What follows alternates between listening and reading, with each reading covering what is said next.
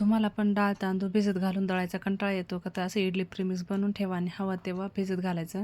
फक्त पाणी मिक्स करायचं आणि इडली बनवायची. त्यापासून डोसा, उत्तप्पा, आप्पे तुम्ही काही बनवू शकता. त्यासाठी इथे बघा मी वाटीचं माप घेतले, वजनी माप पण दिलेलं आहे. 3 वाटी हा रेशनिंगचा तांदूळ घेतलेला आहे. जुना तांदूळ कुठलाही तुम्ही घेऊ शकता. स्वच्छ 2-3 पाण्याने धुवून घ्यायचं आहे आणि एखाद्या कोरड्या कपड्यावर आपल्याला हे सुकत घालण्यासाठी ठेवायचं आहे.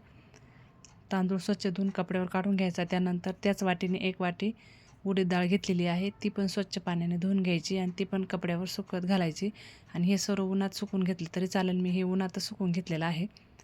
मस्त एकदम कडकडीत वाळून घ्यायचं, म्हणजे प्रीमिक्स अजिबात कितीही 2-3 महिने खराब होत नाही. मग 3 वाटी तांदूळ, 1 वाटी उडीद डाळ आणि त्याच वाटीने 1 वाटी पोहे आणि पोहे खाण्याचा 1 चम्मच मेथीदाणे घालायचे आणि मस्त गिरणीवरून दळून आणायचं.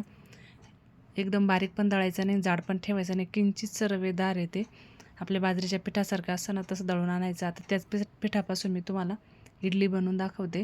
1 वाटी पीठ घेतले, त्याच वाटीने मी 1 वाटी पाणी घातले आणि आणखी 1 वाटी तुम्हाला जसं लागेल तसं घालायचं. मला 1 वाटी पिठासाठी 2 वाटी पाणी लागलेलं आहे. एकदम परफेक्ट होतं. जसं आपलं इडलीचं बॅटर असतं ना तसं बॅटर बनवायचं. बघू शकता ना.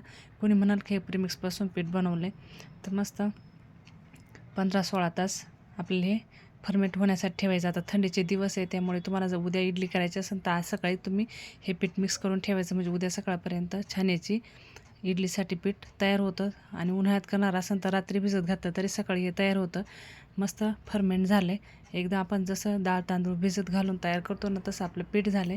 मीठ टाकायचं आणि हवे तर तो पदार्थ तुम्ही या पिठापासून बनवू शकता. तर इथे मी तुम्हाला इडली बनवून दाखवते. ह्या वाटीला तेल लावून घेतले. आता यावर चाळणी ठेवायचं आणि 15 मिनटं मस्त मध्यम गॅसवर आपल्याला ही इडली वाफवून घ्यायची.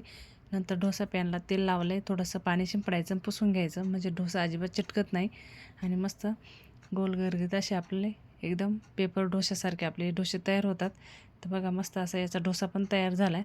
तुम्ही याचे आप्पे पण कांदा, टोमॅटो, मिरची घालून या पिठामध्ये आप्पे पण बनवू शकता.